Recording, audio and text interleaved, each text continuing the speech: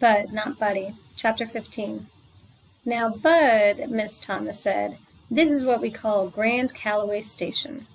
She parked the car in front of a big house and got out, so I grabbed my suitcase from the back seat and jumped out too. Even though I was still real embarrassed and quiet about all the crying I'd just been doing at the Sweet Pea, I knew I was going to have to start talking sooner or later, so I asked her, "How come this house has got a name, ma'am?"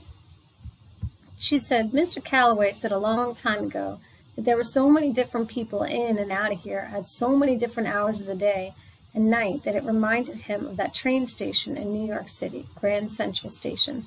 The name kind of stuck." As soon as we got inside, Miss Thomas said, "I'll show you around the place tomorrow. Tonight it's late and we're all pretty tired, so I'll take you right up to where you're going to be sleeping."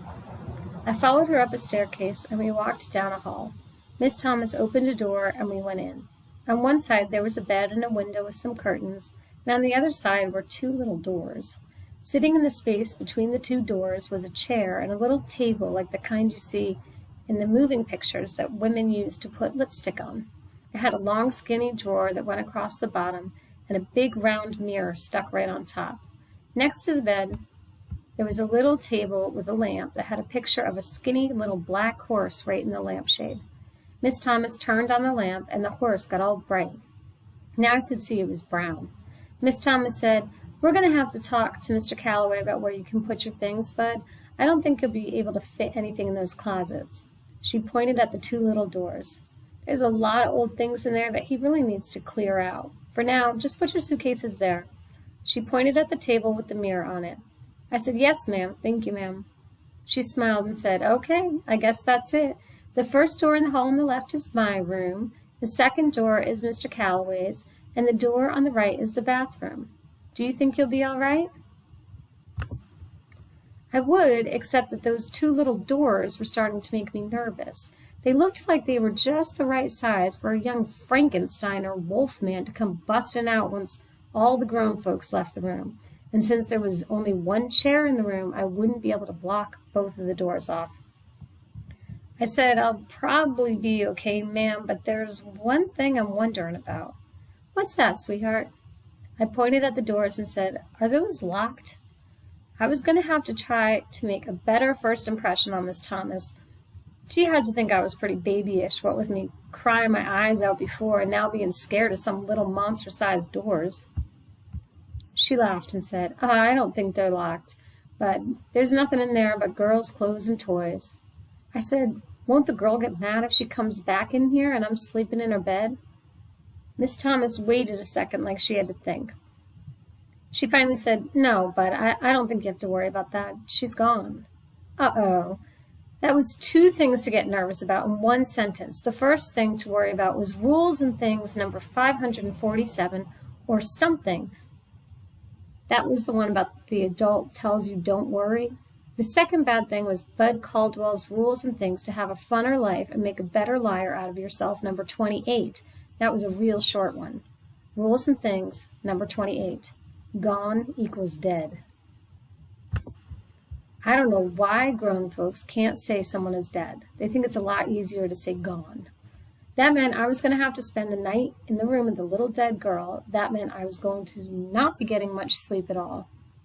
I could jam the chair up against the one door's knob, and I'd have to scooch the table with the mirror over up against the other one. I don't buy it when people tell you that closets are the only way a ghost or monster can get into your room. Shucks, I bet you they got ways to come up from under your bed, or if they want to get at you real bad, I bet they can even slide out of a drawer that you think is shut good and tight. Miss Thomas said, "I'll see you in the morning. You get a good night's sleep." She closed the door and was gone just like that. Before you could say Jack Robinson, I had the chair jammed up underneath the one doorknob and was trying to figure out the best way to push the dresser thing when I heard some loud voices coming from out the hall. It was Herman E. Calloway and Miss Thomas going at each other pretty good. They argued back and forth, so I sat on the bed and put my suitcase in my lap, hoping that Mr. Calloway would win the argument and they'd give me some other place to sleep. I can never get why grown folks will put a lit kid all alone in a bedroom at night. It's just like they give the ghosts a treasure map, and instead of there being a big pot of gold where X marks the spot, There's some poor kid that's sound asleep." The door banged open, and Herman E. Calloway stood there huffing and puffing like the big bad wolf, only with his belly it looked like he'd already eaten the 3 little pigs. I wasn't too worried because I could see the toes of Miss Thomas's shoes in the doorway. Herman E. Calloway looked at me sitting on the bed and rushed over to that first little closet door. With one mighty huff, he swiped the ghost-blocking chair away and stuck a key in the lock. Then he stomped over to the other closet door and locked it too. He kind of whispered so Miss Thomas couldn't hear. "You've got the rest of them fooled, but not me. There's something about you that I don't like. I'm going to find out what your game is, and believe you me, scamp, you're going back where you belong." He stuck the key back in his pants pocket, walked out of the room, and slammed the door. The door wasn't even done shaking from being slammed so hard when it jumped open again. Herman E. Calloway pointed a finger at me and said, "And you better not do any snooping around this room or anywhere else in this house. I know where every single thing belongs, and I can tell right away when something's missing. I've got little secret bells all over everything. And when something's stolen, the bell goes off, and only I can hear it, so watch your step." The poor door got slammed again.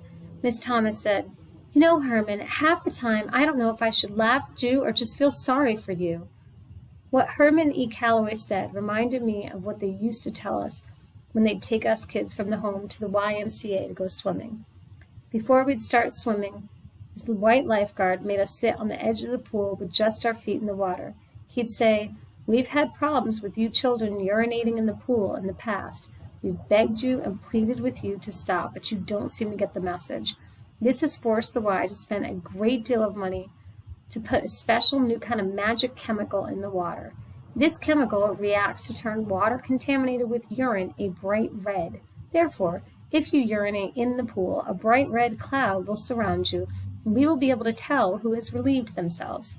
The chemical also causes severe burns to the skin of the urinator. So if a red cloud appears around any of you, people will be arrested by the Flint police.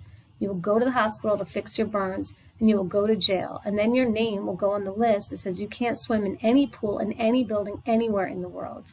If a red cloud appears around any of you people, you will from that moment on be swimming nowhere but in the Flint River." Shucks, nothing makes you want to pee in a pool more than someone who thinks you're stupid telling you not to do it, and nothing makes you want to steal something more than having somebody who doesn't even know you're honest telling you not to steal. Herman E. Calloway didn't have to worry. I was a liar, not a thief. The only thing I'd ever stole was food out of someone's garbage can. He was so doggone mean and hard to get along with, it just didn't seem like it was true that he could be anyone's daddy. The way he was so worried about me stealing stuff from him before he even knew if I was honest or not made me wonder if someone who was so suspicious could ever be kin to me. I looked around the little dead girl's room and could see that even a hard-up thief wouldn't find nothing much worth stealing in here. The best thing in the whole room was one wall that was covered with pictures of some horses cut out of a bunch of magazines and stuck on the wall with thumbtacks. It looked like someone went through a lot of trouble to do it. Each picture was held up with 4 thumbtacks, and there were so many of them that they were like wallpaper from the floor to the ceiling. There might have been something good in the closet, but even before Herman E. Calloway blocked them shut, I sure wasn't about to peek in them. I set my suitcase on the dressing table and looked at the first drawer. Like I said, someone telling you not to do something will sure make you want to do it. I listened real careful to make sure Herman E. Calloway wasn't sneaking up on me, and then I pulled the drawer open. There were 3 boxes of thumbtacks and one of those doggone Ticonderoga pencils. Looking at it made me smell rubber all over again. I walked over to the bed and sat on the edge and flopped back into the mattress. Man, it was the softest thing I'd ever felt in my life. I rubbed my arms up and down in the blanket and pulled the pillow out and put it underneath my head. The bed had 2 sheets on it, just like Toddy Boy's. It was strange. Even though this was the bedroom of some little girl who kicked the bucket, I wasn't feeling scared or nervous at all. I took in a deep, deep breath and it felt like I was sleeping with my own blanket wrapped around my head. I took in a couple more deep breaths, and I could hear Mama starting to read another story to me. I wanted to climb under the covers to see what it felt like to sleep with 2 sheets, but before I could even move, whoop, zoop, zoop, I was sleeping like a dead man. The last thing I remember hearing was, "Not me," said the horse. "Not me," said the sheep. "Not me," said the werewolf. I knew I was going to have a great sleep, because even though a monster had gone and snuck itself into the story, I didn't care. Nothing could hurt me now.